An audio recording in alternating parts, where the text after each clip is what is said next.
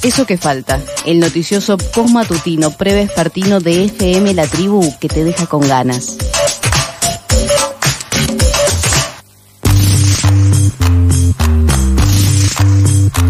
Seguimos en el aire de Eso que falta y ya estamos conectadas con nuestro compañero Luis Campos, investigador del Instituto de Estudios y Formación de la CTA Autónoma, con quien decíamos al inicio de este programa que hoy vamos a charlar sobre las dos leyes que se votaron ayer en el Congreso. Hola Luis, ¿cómo estás? Hola Mayru, ¿cómo va? Bien, ¿vos? Bien, todo bien por acá. Bueno, hay buenas noticias, podemos decir. Buenas noticias, a ver, hay un lateral político de magnitudes. Claramente lo que pasó ayer en el Senado tiene mucho que ver con que ciertos acuerdos que había logrado el gobierno nacional con alguna parte de las fuerzas que tienen representación parlamentaria, fundamentalmente con los gobernadores y los legisladores que respondían a esos gobernadores, tanto en diputados como fundamentalmente en el Senado, evidentemente algo se rompió ahí y permitió que ayer se aprobaran. En realidad fueron, si no recuerdo mal, 6 proyectos de ley. Hay algunos que se transformaron en ley porque ya tenían media sanción que venía de diputados, otros que recién tienen media sanción del Senado, van a ir a la Cámara de Diputados ahora.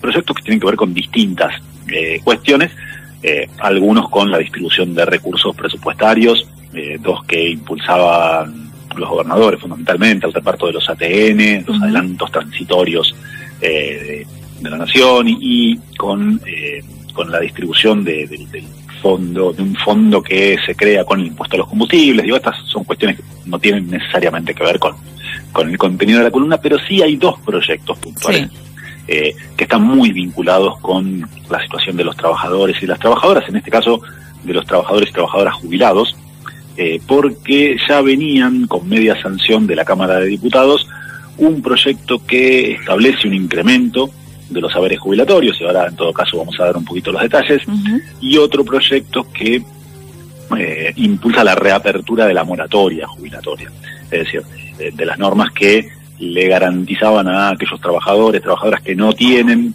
los años de aportes exigidos por la ley un mecanismo para poder jubilarse de todas maneras.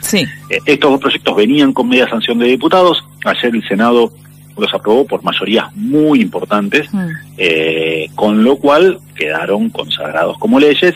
Ahora el Ejecutivo prometió vetarlos, así que se abre ahí una discusión sobre qué puede pasar si efectivamente el Ejecutivo los veta y si vuelven a ser tratados en el Congreso.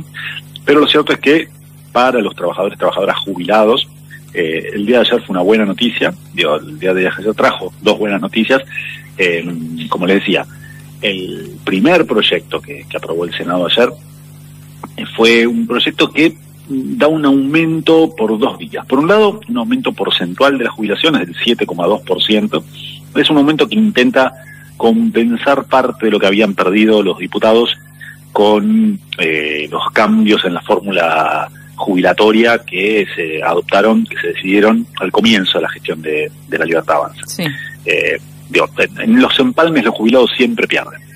Pasó con la reforma jubilatoria del gobierno de Cambiemos a fines del 2017, pasó con la reforma jubilatoria del gobierno de Alberto Fernández, volvió a pasar con la reforma jubilatoria de Javier Milei, siempre en el empalme, es decir, cuando se pasa de un régimen a otro los jubilados pierden. Bueno, lo que este proyecto impulsa es un aumento porcentual del 7,2% que busca recomponer esa pérdida que habían tenido los jubilados a principios del 2024. Y en paralelo, un aumento muy importante del bono que cobran los jubilados que perciben la mínima. Recordemos, hoy en nuestro país las jubilaciones mínimas son 309.000 pesos. A esa jubilación mínima se le suma un bono de 70.000 pesos que está congelado desde la asunción de Javier Milei al frente del Ejecutivo Nacional. ¿Qué significa que esté congelado? Que en términos reales, como no se va actualizando por inflación, va perdiendo su peso, su importancia. Y por eso es que los jubilados que cobran la mínima fueron los más perjudicados en términos de ingresos en este año y medio. Así que lo que plantea este proyecto es una suba porcentual del 7,2% y que este bono pase de 70.000 a 110.000 pesos.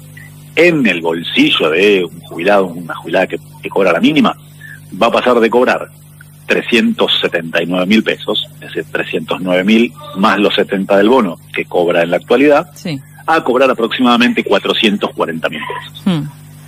Esto es el aumento que van a tener los que tienen los que cobran la mínima, y que generó toda esta discusión del presidente de la Nación llamando degenerados fiscales a los senadores y a los diputados para aprobar este tipo de proyectos, y plantear que efectivamente si a los jubilados les aumentan 60.000 pesos, eso va a implicar que prácticamente naufrague el plan económico del gobierno nacional. Pero bueno, ese es uno de los sí, proyectos, y el otro proyecto, como te decía, lo que hace es reabrir la moratoria jubilatoria. La moratoria jubilatoria es un parche que se puso ya hace muchos años y que se viene renovando periódicamente, que tiene que ver con algo, con un fenómeno que le pasó al mercado de fuerza de trabajo en nuestro país, que es que el sistema jubilatorio en Argentina siempre estuvo pensado para un mercado de trabajo formal tendiente al pleno empleo, sí, donde yo trabajaba durante toda mi vida, hacía aportes durante toda mi vida, y hacía aportes porque mi empleador me descontaba del recibo de sueldo, y lo consignaba en el recibo de sueldo, y cuando yo llegaba a la edad de jubilarme, tenía una determinada cantidad de años de aporte. Siempre se dijo 30 años de aporte, y una edad mínima, 60 años para las mujeres, 65 años para los varones. Y si lo que pasaba en muchas ocasiones, en otra etapa de nuestra historia, si ese trabajador o esa trabajadora tenía más de 30 años de aporte, bueno, en todo caso cobraba una jubilación un poco mayor. Lo que pasó fue que desde hace muchos años, décadas, te diría, el mercado de fuerza de trabajo en nuestro país se informalizó, se precarizó. Claro. Hay muchísimos trabajadores, trabajadoras que toda su trayectoria laboral la realizan en el sector informal. No tienen aportes al sistema de seguridad social, ya sea porque fueron trabajadores, trabajadoras por cuenta propia en condiciones de informalidad, que es el escalón más bajo de la estructura profesional, ya sea porque en muchos casos fueron trabajadoras que toda su vida se dedicaron a tareas reproductivas, sí, es decir, trabajos no pagos, o en muchos casos porque eran trabajadores asalariados cuyos empleadores no les hacían los aportes a la seguridad social. ¿Qué significó esto? Que el Estado, la sociedad de nuestro país, se empezó a enfrentar a un problema que era que tenía cada vez más trabajadores, trabajadoras en edad de jubilarse que no tenían los aportes necesarios por alguna de estas situaciones. El parche que se encontró hace ya mucho tiempo fue abrir moratorias.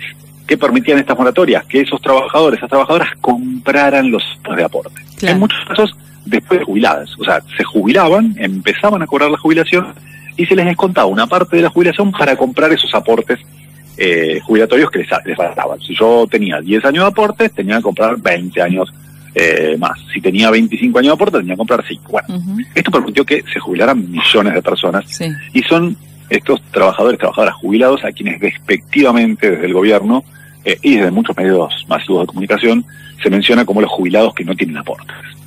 Que en realidad los compraron, con lo cual sí los hicieron. Claro. Pero bueno, esto generó que en nuestro país la cobertura jubilatoria sea muy importante. Bueno, el problema es que lo que busca el gobierno es que dejen de seguir entrando jubilados por esta vía. Es decir, que se cierre esa posibilidad de comprar aportes una vez jubilado. ¿Cómo? ¿A qué recurrió para esto? Bueno, a no prorrogar la moratoria jubilatoria. Es decir, ya no te podías, de hecho ya había vencido, no te podías jubilar y comprar los aportes con parte de la jubilación. Claro. Bueno, lo que hizo el Senado fue reabrir por 2 años, es decir, un nuevo parche, abrir por 2 años la posibilidad de que esos trabajadores, trabajadoras que hoy tienen la edad para jubilarse, pero que no tienen los aportes, puedan acceder al sistema de seguridad social comprando sus aportes. En definitiva, lo que está en discusión, me parece que esto cierra un poquito la descripción de los 2 proyectos que aprobó ayer el Senado, tiene que ver con cómo se sostiene el sistema de seguridad social en nuestro país, quién se hace cargo del gasto público que eso genera, porque esto efectivamente genera un incremento del gasto, y ahí la discusión me parece que hay distintas posturas que son muy claras. Por un lado, hay todo un sector que dice esto tiene que venir de aportes generales, aportes tributarios, es decir, impuestos que se le cobren a los sectores de más altos recursos, Y enfrente lo que tenemos es el gobierno nacional, que ayer en la Bolsa de Comercio hizo un discurso del presidente diciendo que este tipo de proyectos lo que hacían era impedir que el gobierno le devolviera la plata a los argentinos de bien, que eran quienes lo estaban aplaudiendo ahí en la Bolsa de Comercio. Me parece que ahí está muy clarito planteado el dilema y el conflicto que en este caso se traduce en estos dos proyectos de ley que ayer aprobó el Senado. Sí, además acá lo que se vislumbra es algo que venimos hablando en esta columna y es la informalización, ¿no? La precarización del trabajo que se da de forma cada vez más avanzada, ¿no? En las juventudes, sobre todo, que son quienes van ingresando, digamos, de a poco al sistema de trabajo, y que además con todas las normativas que implementó, que votó este gobierno y que, estamos sufriendo cada vez más sus consecuencias, es que se hace difícil, ¿no? Que un empleador quiera contratar gente y hacer las cosas como las entendíamos que estaban bien, digamos, que era haciendo los aportes correspondientes, ¿no? Porque si ahora alguien puede... Uy, ¿se nos fue Luis? Así parece.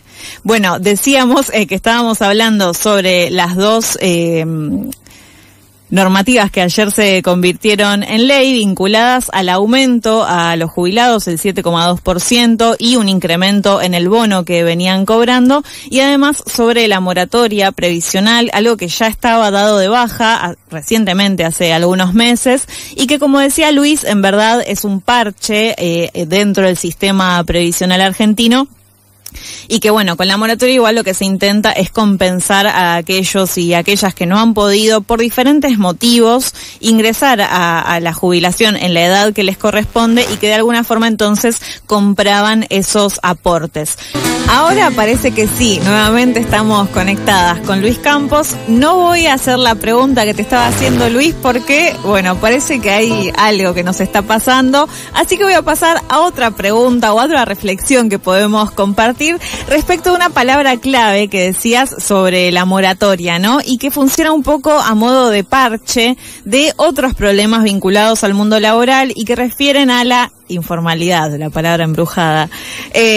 La situación de mujeres, sobre todo, que no han realizado aportes por estar trabajando en sus casas y que hasta hace no muchos años eso no implicaba ningún tipo de reconocimiento laboral, y además el incumplimiento de aportes de muchos empleadores. Me interesa ahí que indaguemos en cuál sería, crees vos, si es que la hay, si es que ya has hecho esta reflexión, una buena forma de suplir todo este problema. O sea que, paradójicamente, una forma de encarar esa discusión... Ahora, hay como dos formas de encarar esa discusión. Una es abriendo la posibilidad de sistemas como el de la moratoria y sostenerlos de manera indefinida. Hay otra forma, que es una forma que de hecho viene planteando el gobierno e incluso el Fondo Monetario Internacional, que lo que dice es, a lo que hay que ir es a un sistema de cobertura universal. El problema de hoy, que permitiría que todo el mundo tenga algún tipo de jubilación, que algo de eso ya existe en nuestro país, que es la PUAM, la Pensión Universal para los Adultos Mayores. El problema es que lo que plantea el fondo y plantea el gobierno es que esa cobertura tiene que ser extremadamente baja y a una edad mucho más alta que la actual. Es decir, quieren subir la edad de jubilación para estas personas que por distintas razones no pueden acreditar los años de aporte exigido por el sistema, y además que cobren un monto sustancialmente más bajo. Que eso es la pensión universal por adultos mayores, que de vuelta es algo que aparece de hecho en el último acuerdo del gobierno con el Fondo Monetario Internacional. Ir por ese camino significa, por un lado, que el Estado se desentienda de una parte de su obligación, porque algo de plata va a tener que seguir poniendo, pero lo que va a terminar haciendo es trasladando a las familias el costo de garantizar la supervivencia de esas personas que ya no están en edad de seguir trabajando. Claro. Porque la discusión de fondo es eso, es cómo sostenemos como sociedad la vida de aquellas personas que por la edad que tienen ya no están en condiciones, y está bien que ya no sigan trabajando. Entonces, o lo sostenemos como sociedad en su conjunto, es decir, socializamos ese sostenimiento, o se lo trasladamos al campo privado, al ámbito privado. Y trasladárselo al ámbito privado es a las familias, o a la capacidad que tuvieron estas personas a lo largo de su vida laboral de acumular riquezas que le permitan atravesar esos últimos años de vida sin necesidad de tener que seguir trabajando. Claro. Pero me parece que la discusión está planteada en esos términos. La solución claramente tendría que ir por el lado de garantizar una cobertura universal en niveles mucho más elevados que los actuales, y atajándome a la respuesta, bueno, pero ¿con qué recursos? Bueno, ahí la discusión que está de fondo es una profunda reforma tributaria para exigirle a aquellos sectores en situación de actividad que están en mejor situación que hagan un aporte mucho más importante que el que están haciendo en la actualidad. Y para salir del discurso idealista y llevarlo al campo concreto, podemos pensar en la reforma que aprobó el Congreso el año pasado, donde prácticamente se eliminó el impuesto a los bienes personales. Claro. Que es el impuesto que más afecta a los sectores de mayor patrimonio. Entonces, fíjate cómo ahí, a ver, yo no estoy diciendo con esto que volviendo a poner bienes personales, esto te permitiría sostener un nivel de cobertura universal para los trabajadores y trabajadoras a partir de determinada edad y en un nivel mucho más alto.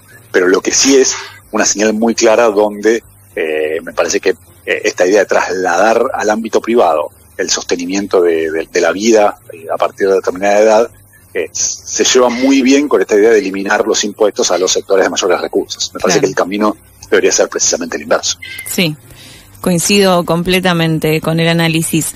Una cosa que nos quedó ahí medio en el tintero, pero que bueno, creo que no vamos a llegar a debatir mucho, es el anuncio del veto y el anuncio también de ayer en la Cámara de Comercio del presidente Javier Milei, diciendo que si igualmente el Congreso desaprueba el veto que él intentará hacer, todo es como en potenciales, ¿no? Eso también es como problemático en este mundo en el que estamos viviendo. Pero que además de eso sí, que avanzaría en ir a la justicia. Ahora, ahí la gran pregunta, que tal vez, bueno, puede resumirse en una frase, es la justicia ahí, digamos, sí sería, en ese caso, si le dan el favor al presidente, un solapamiento de poderes, ¿no?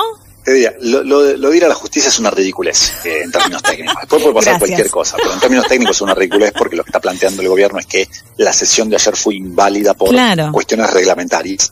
Y te diría, no hay ningún argumento para sostener eso. Estaban todos los bloques. Digo, no hay ningún argumento para sostener eso, con lo cual me parece que es más una amenaza que otra cosa. No tiene mucha chance. Aparte, ningún juez se va a meter abiertamente a ir en contra de lo que decidió el Senado. Además, un Senado que tuvo votos prácticamente de todos los bloques. Claro. Entonces me parece que ahí hay también un tema. No es una mayoría muy ajustada, muy circunstancial. El caso por ejemplo, el aumento jubilatorio salió 52-0. Claro. Sobre un total de 72 votos que tiene el Senado. Así que yo lo de la judiciación lo veo más como una bravuconeada de momento, como algo una especie de catarsis y de queja. Sí, lo del veto, todavía ahora el gobierno, el Poder Ejecutivo tiene unas 2 semanas para analizar la ley, puede vetarla, y si la veta, esto vuelve al Congreso, y ahí el Congreso tiene que insistir con el tratamiento. Las mayorías que tuvieron estos proyectos en diputados y en senadores, fueron mayorías distintas. El caso del aumento a los jubilados parece tener muchas más chances de avanzar, incluso a pesar de que el gobierno la vete. Es decir, podrías insistir el Congreso con los votos de las 2 cámaras para insistir con el aumento jubilatorio. El tema de la moratoria, ahí habría que ver. La mayoría que lo aprobó ayer fue mucho más ajustada, así que ahí habría que ver si esto efectivamente se puede reabrir la moratoria jubilatoria aún en un escenario hipotético del veto del Poder Ejecutivo Nacional, que todo indica que el gobierno las va a vetar. Ahora, vetar lo de los 2 proyectos de ley implica también reconocer la legalidad de la sesión del Senado.